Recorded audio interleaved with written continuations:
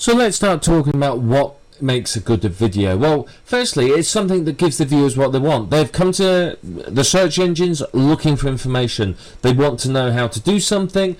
They have a problem they want solving. So a good video is something that answers their question. So if I've typed in how to teach my dog to jump through a hoop, I expect a video to show me how to do that. So your first thing, and this is perhaps the most important to keep in mind throughout the whole process, is give the viewer what they want, what they've come there for. It also needs to be informative, entertaining and interesting. Now that is where it starts to get a little bit difficult, because some people find it hard to produce videos that are interesting. So you've got to make sure that it is informative and entertaining. People will often sort of forgive the entertaining if it's informative. As long as it gives them what they want and it answers their questions, they're going to be okay with it. But if they're watching some boring video with nothing really going on, they're not going to be into it. So make sure if you can combine informative, entertaining and interesting, then you'll have an extremely popular video on your hands. Now you've got to remember that people are used to the television and they're used to YouTube, so they expect good quality videos with good information in them. They're not looking for some sort of shoddy, terrible video with someone narrating that they can't understand. They want something good quality. Poor quality videos simply will not do well. They won't get the views, they won't get the traffic, they won't get the comments, they won't get the likes, etc, etc. They won't go viral. So it's got to be good quality. But it doesn't have to be studio quality. It doesn't have to be something that, you know, is suitable for your 50-inch plasma TV. As long as it looks good on YouTube, that's all that really matters. So don't worry too much about getting studio quality, as long as it just looks good and is professional. And there's some very freely available tools, and we'll talk about those later on, that you can use to create high quality videos yourself. So very, very simple to do, and it doesn't have to be complex. You don't have to be a rocket science or a genius to do this. Anyone can do it. You don't have to be some technical guru. It's all point and click nowadays, so it's very, very simple. Now, one word of advice: if you're going to put your videos on somewhere like YouTube, they need to be under 10 minutes long. A lot of video sites won't take videos longer than that for a variety of reasons. So you're going to have to think about your video, plan it out, and make sure that you stick to that 10 minutes. If you go over, you have to cut things out. There's no flexibility from YouTube. One of the reasons for this really is that people do have a short span of attention. People expect everything in pretty much a music video length. So 10 minutes is about right. Any longer than that, people start to get edgy. They start to want to move around or do something else. Unless it's particularly entertaining, you're not going to keep their attention. Think about TV shows on commercial television channels. Typically, every 10 to 15 minutes there's a commercial break. One of the reasons for that, obviously, is that they like to squeeze money out their advertisers. But secondly, they understand that people don't have long spans of attention. And if you've noticed, there's more and more TV shows now, when they come back from the adverts, are actually recapping what happened in the last section. So it goes to show that the television channels have recognized that people have a very short span of attention. When it comes to recording your video, don't waffle, keep to the point. People don't want to know the backstory. They don't want to know why you discovered this and how you found it and what you had for breakfast, unless it's relevant to their problem. It's much, much better for you to go in, give them a very brief, to the point background, and then get on with it, because you'll lose people. If you're waffling at the beginning and you're whittering on about all sorts of stuff about how you found it and why it's important, they're probably not going to be interested, because they probably realise it's important. That's why they search for the information. So keep to the point and deliver what they've come there for as soon as you can. Give it to them, and give it to them quickly. Don't beat around the bush, because people will go back and say, well, I'm not sitting here for 10 minutes waiting for you to get to the point. I'll go and find someone who will. Videos really that are blatant promotions don't tend to work very well. Sure, provide information and then promote. What I tend to do is put a URL at the beginning and the end and in the description. I will also, if it's appropriate and it will fit, I will put the URL as a watermark throughout. The reason being, quite often people will take the videos and use them elsewhere, and if you've got your URL in it, it doesn't matter who uses it, it's still getting you traffic. Another thing you can do is put sort of 10 seconds of PowerPoint in the middle of your video that says, for more information and the URL, and then continue the video, something like that.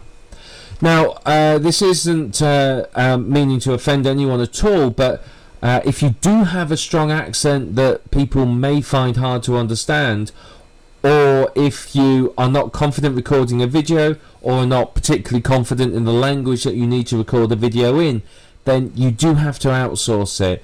We are much more tolerant now towards regional accents and accents from different countries than we were sort of 10-15 years ago, but people still have difficulties understanding them. I've noticed more and more TV shows where people have strong accents and appearing on it, they're actually putting subtitles on it, because a lot of people cannot understand the accents.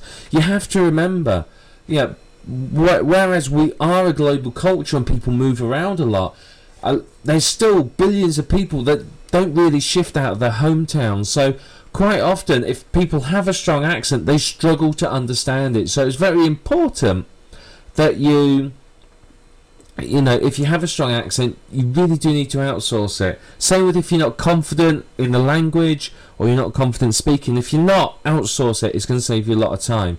You could, of course, go and get some training. If you go to one of the public speaking schools, Toastmasters International, for example, they will teach you to be much more confident in speaking, which is going to help you. A lot of people will not have the confidence to sit and record a video, and they will mumble and grumble and go, yeah, right, let's just talk about this here, and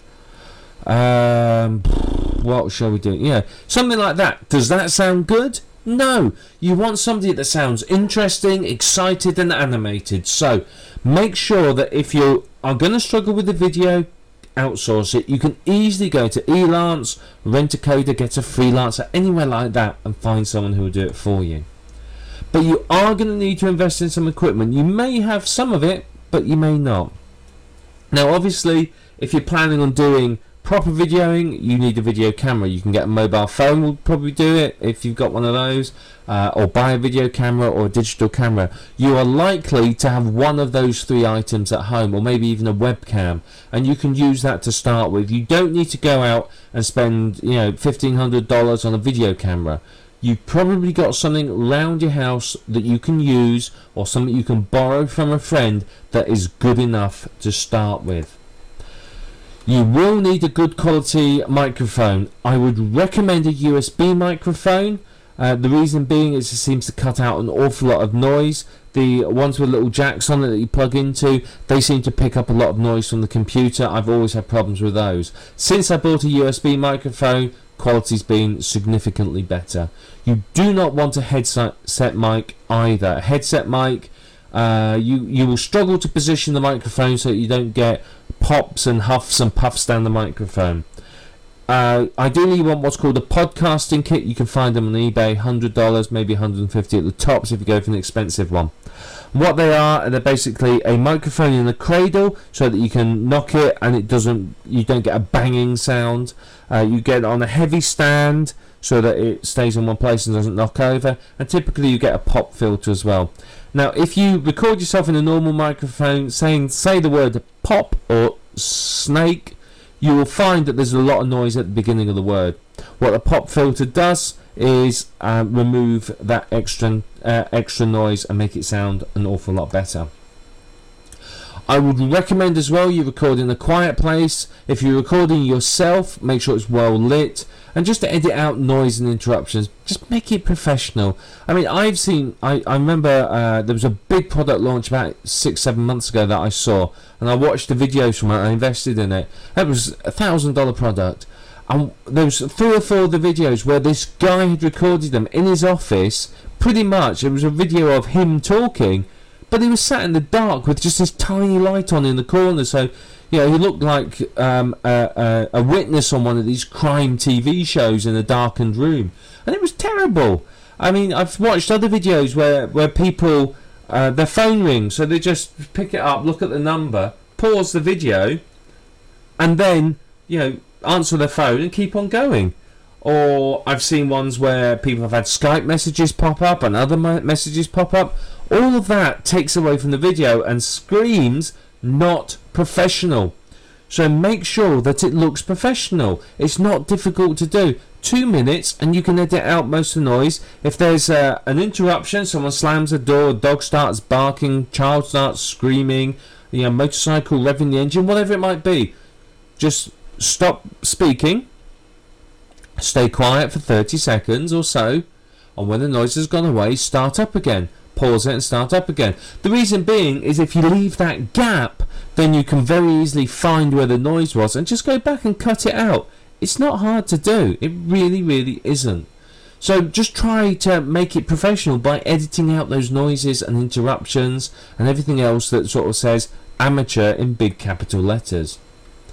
You can use graphics in them as well. I don't tend to use graphics in these, but you could certainly enhance your PowerPoint with graphics where necessary, or use them at the start and the end, or as titles. Don't obviously go overboard with it and make it look tacky. Just remember to keep it professional and simple. Now here's another very, very important point. Be very careful what you show people when you're recording videos, particularly when you're doing screen captures. Make sure if you're recording live video, make sure you are aware of what is in the background and you move things out the way, and you put a blanket or a sheet up so that people can't see what's behind where you're videoing, or video against the wall, something like that. Now when you're recording screen captures, you have to be very, very careful what you show people. Now there was some videos produced by it was a couple of years ago. It was a very, very big name marketer, one of the household names that you would go, we are not worthy if you ever met him. And basically on this particular video he was using Internet Explorer, and as you're aware, when you go into Internet Explorer, you type in www.whatever, it starts to try and be smart, predict what you're talking about, and shows URLs that you previously typed in. The trouble is his came up with, shall we say, some rather unsavoury URLs from the more adult end of the internet. And of course he recorded this video. It was part of a package. It was seen by a lot of people, and he's forever known as the person that goes to those sorts of sites. So you do need to be careful. So what I recommend, and this is a big recommendation, is within Windows and on Macs nowadays you can easily create new profiles. So create a new user on your computer and use it only for recording. Have it as a completely blank screen. Take everything off the desktop, don't have any bookmarks, etc, etc, and then you can record whatever you want on the computer and no one's going to see anything. No one's going to see your file structure, no one's going to see the icons you've got or whatever. So it just, again, enhances professionalism and protects your privacy a little bit. So what else makes a good video? Well, you've got to plan the video, and that's very, very important. Don't just sort of record a video and think, no, I don't know what I'm going to say. Plan it. What are you going to say? What are you going to talk about? What order is it going to run? That's very, very important. You have to have that plan, otherwise, it's not going to look good, because you can refer to something you're going to talk about later on. You can refer to things you've covered.